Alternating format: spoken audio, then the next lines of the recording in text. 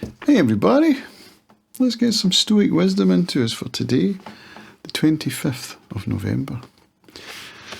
This one comes from Musonius Rufus, Lectures, and it reads as follows.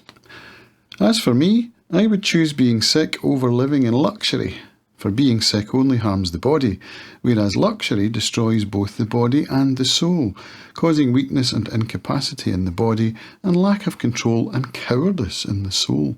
What's more, luxury breeds injustice because it also breeds greediness. Interesting.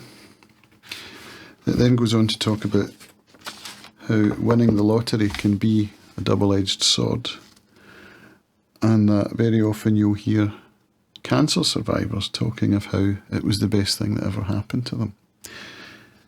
I think back to my accident when I was 17 in the Royal Signals on exercise in the Lake District, when I fell off a cliff, or rather I was knocked off a cliff, and that was a turning point. It was a crossroads, and I look at that moment now not with bitterness but with gratitude, because it was that incident that led to what I have now, which is a loving wife, 2 beautiful children.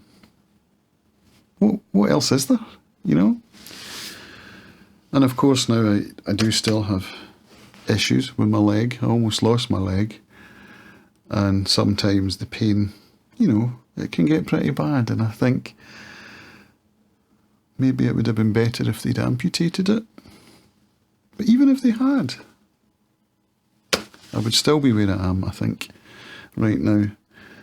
Maybe the pain would be less. I don't know. But it is what it is. That's what I need to accept.